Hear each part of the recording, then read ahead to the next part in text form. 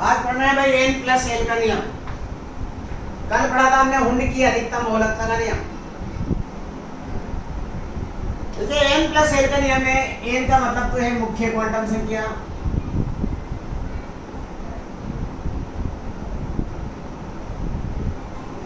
और l का मतलब है द्विघंशी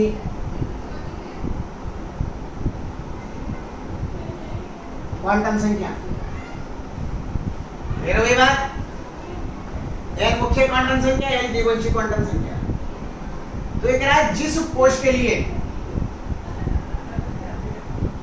जिस कोश के लिए n प्लस एल का मान कम होगा उसमें इलेक्ट्रॉन पहले भरा जाएगा। एक तो ये बात बता रहा है, यानी कि यह ऊर्जा के बढ़ते हुए क्रम को बताता है।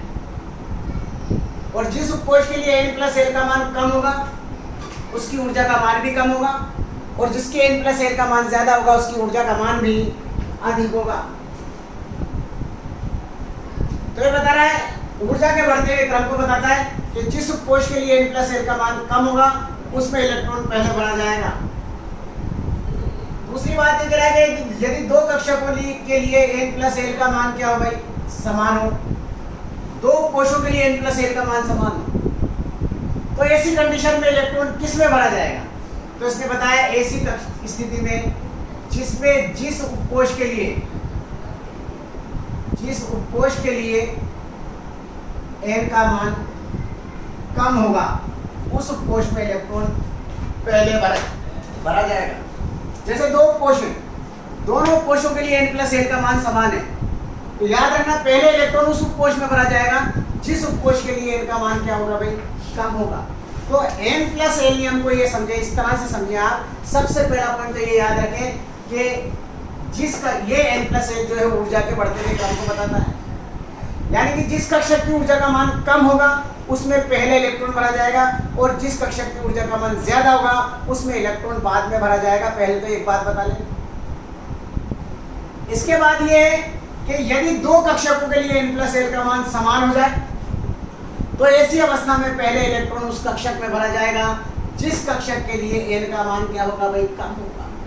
तो आप नियम सुन लीजिए n प्लस एल नियम का। अब ये नियम क्या है तो देखिए, इस नियम के अनुसार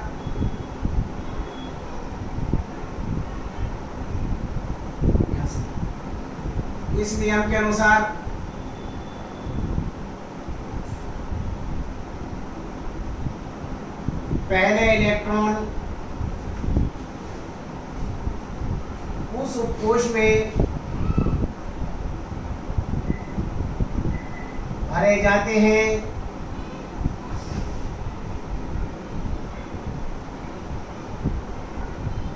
इसके n प्लस एल का मान कम हो। इस नियम के अनुसार पहले इलेक्ट्रॉन उस कोश में भरे जाते हैं जिसके n प्लस एल का मान कम हो।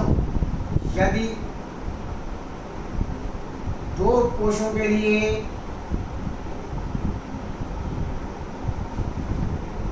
n प्लस एल का मान समान हो तो पहले इलेक्ट्रॉन उस उपकोष में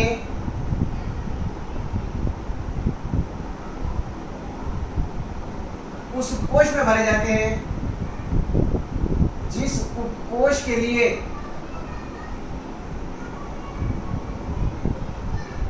n का मान क्या हो भाई, कम हो।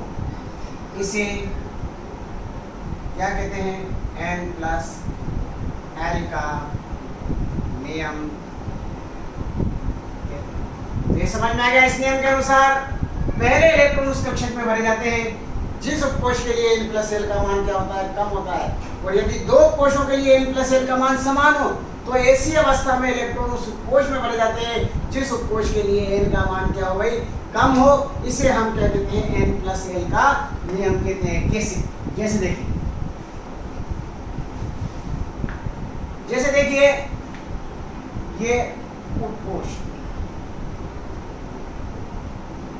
पहला उपकोष एक उपकोष 1s से, दूसरा 2s और 2p से, तीसरा 3s 3p 3d से बनता है, और चौथा 4s 4p 4d और 4s से मिलकर बना होता है।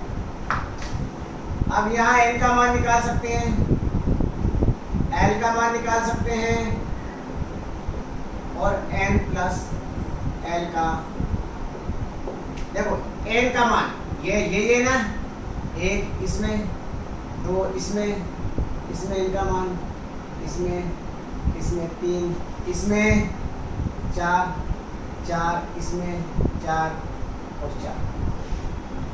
l का मान a से, तो l का मान क्या हो जाएगा 0, क्योंकि अपन ने पढ़ा था l बराबर 0 1 2 3 s p d और f को बताते हैं।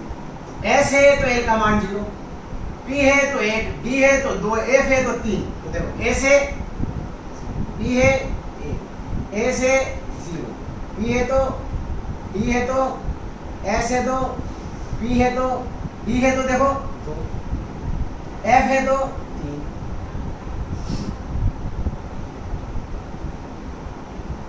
आप n प्लस l का योग देख लो,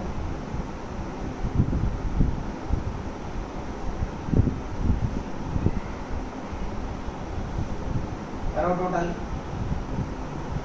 हाँ 1 और 0,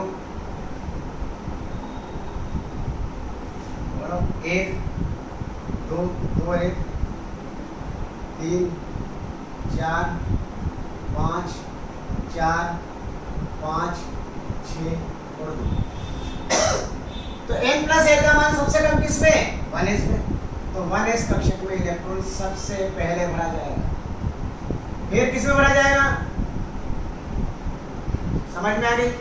आप देखिए ये मान क्या हो गया भाई, 2p और 3s, दोनों कोशों के लिए n प्लस l का मान कितना आ रहा है, 3 तो देखो यदि दो कोशों के लिए n प्लस l का मान समान हो, तो पहले इलेक्ट्रॉन उस कोश में भरे जाते हैं जिस कोश के लिए n का मान कम हो।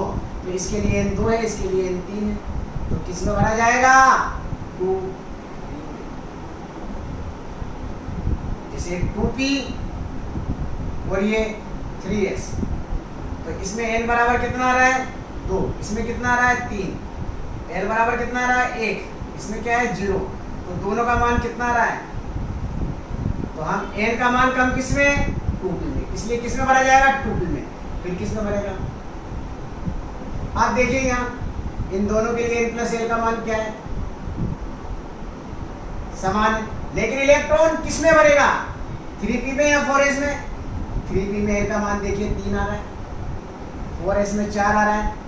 तो देखो जिस उपकोश के लिए n का मान कम हो, तो इसमें n 3 है, इसमें 4 है, तो किसमें भरा जाएगा, 3s के बाद। और 3p के बाद देखो 3d छूट गया है, 3p के बाद इलेक्ट्रॉन भरा जाएगा 4s। आप देखिए ये 3d और 4p दोनों के लिए n प्लस l का मान 5 है, तो अब किस में भरा जाएगा, देखो 3d में भरा जाएगा, क्योंकि इसके लिए 3 है, इसके लिए 4 है, तो किस में भरा जाएगा। और यही क्रम लगातार आगे की ओर चलता रहेगा। इसे कहते हैं हम n प्लस l का नियम। तो पहले ये लिखना है, उसके बाद इसे लिखना है। तो इस नियम के अनुसार पहले इलेक्ट्रॉन उस कक्षक में बढ़ते हैं जिस कक्षक के लिए n प्लस l का मान क्या हो गई, कम हो। यदि दो कक्षकों के लिए n प्लस l का मान समान हो, तो पहले इलेक्ट्रॉन उस उपकोश में भरे जाते हैं जिस उपकोश के लिए n का मान कम हो।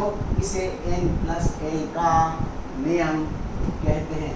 ठीक है, तो पहले ये लिखें और लिखो, फटाफट लिखो भाई।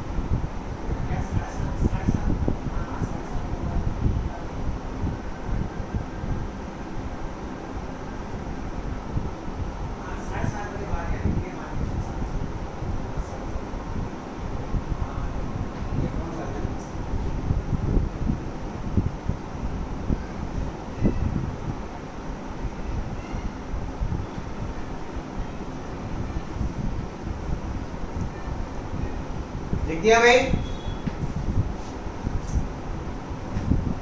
इस नियम के अनुसार पहले इलेक्ट्रॉन उस कक्षक में भरे जाते हैं जिसके लिए n+l का मान कम हो। यदि दो कोशों के लिए n+l का मान समान हो तो पहले इलेक्ट्रॉन उस कोश में भरे जाते हैं जिस उपकोश के लिए n का मान कम हो। इसे n+l का नियम कहते हैं और ये नियम ऊर्जा के बढ़ते हुए क्रम को बताता है। ये अपने को पहला कोश 1s से, दूसरा 2s और 2p से बता चुके हैं, तीसरा 3s 3p 3d से मिलकर बनता है, चौथा 4s 4p 4d और 4f से मिलकर। लेकिन इसमें इलेक्ट्रॉन ऐसे ही नहीं भरे जाते हैं। किसमें भरेंगे? पहले जिसके लिए n+l का मान क्या होगा? कम होगा। और यदि दो कोशों के लिए समान आता है तो उस उपकोश में भरे जाएंगे जिस उपकोश में n का मान कम होगा। आप देखिए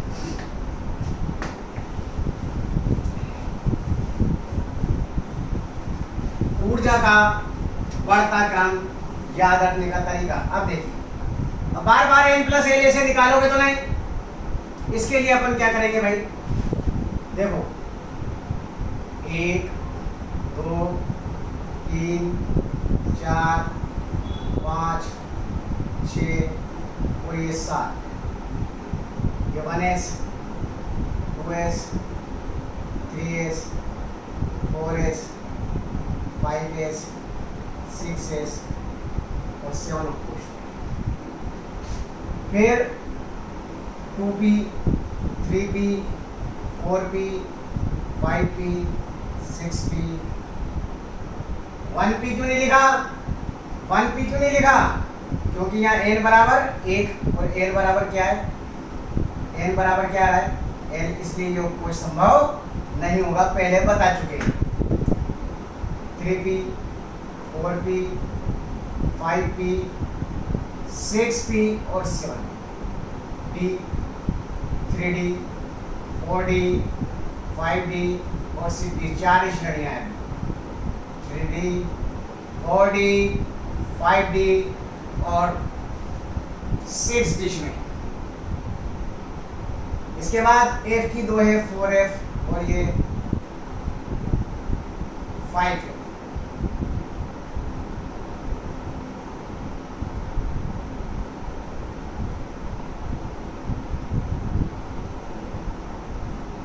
ऊपर से नीचे की ओर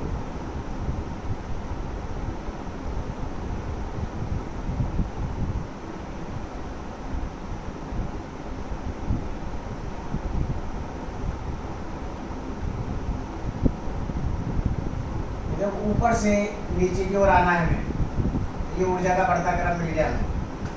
देखो सबसे पहले 1s में भरेगा, फिर 2s में, फिर ऊपर चले जाओ 2p में, फिर 3s में, फिर ऊपर आ जाओ, फिर 3p, फिर 4s। देखो आ गया, फिर 3d 4p 5s, 5s के बाद 4d 5p 6s, 6s के बाद देखो 4f 5d 6p 7s, 7s के बाद इलेक्ट्रॉन भरा जाएगा। तो यहाँ ये याद रखना है आपको, s कोश में 1 से 2 तक इलेक्ट्रॉन भरे जाते हैं, p कोश में 1 से 6 तक, d में 5 कक्षक होते हैं 1 से 10 तक, और f में 1 से 14 तक इलेक्ट्रॉन भरे जाते हैं। ये याद रखना है, ये ऊर्जा का बढ़ता हुआ क्रम आपको मालूम होना चाहिए। अब इस n+l नियम के दो पार्ट हैं, सुनिए। 6s भरने के बाद इलेक्ट्रॉन कहाँ आना चाहिए भाई? 4f में आना चाहिए, इसमें आना चाहिए ना। याद रखना 6s कक्षक में इलेक्ट्रॉन भरने, यानी कि 6s कक्षक में इलेक्ट्रॉन भरने के बाद पहले एक इलेक्ट्रॉन 5d में भरा जाता है, फिर इलेक्ट्रॉन 4f कक्षक में भरे जाते हैं। ये n+l नियम का पहला पार्ट है। दूसरा है 7s कक्षक में इलेक्ट्रॉन भरने के बाद, यानी कि 5f कक्षक में इलेक्ट्रॉन प्रवेश करने से पूर्व पहले एक इलेक्ट्रॉन 6d कक्षक में आता है, फिर एक ही रहेगा इसमें भी एक ही रहेगा, हालांकि बाद में ये भी इसमें शिफ्ट हो जाता है।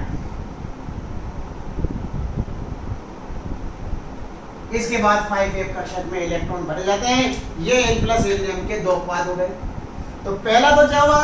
4f कक्षक में इलेक्ट्रॉन प्रवेश करने से पूर्व पहले एक इलेक्ट्रॉन 5d कक्षक में भरा जाता है, पहला पद। दूसरा 5f कक्षक में इलेक्ट्रॉन भरने से पूर्व पहले एक इलेक्ट्रॉन 6d कक्षक में भरा जाता है। ये n+l नियम के क्या हो गए भाई, अपवाद हो गए दोनों। अब इसके बाद कल अपन किस तरह से इलेक्ट्रॉन भरे जाते हैं वो अपने को कल पढ़ना है, क्योंकि अब hydrogen, helium, lithium, beryllium, boron 30 तक परमाणु क्रमांक लाइन से याद होना चाहिए। और जिस तत्व का परमाणु क्रमांक जितना होता है उसमें उतने ही इलेक्ट्रॉन होते हैं, और इलेक्ट्रॉन कैसे भरे जाएंगे इसके आधार पर अपन इसे कल नेक्स्ट क्लास में इसको समझेंगे। ठीक है, आज इतना ही रहने दें। हुंड, पाउली और n+l तीनों नियम आपको याद होना चाहिए। ठीक है, क्लास ऑफ कर रहे हैं, नेक्स्ट क्लास में पढ़ेंगे।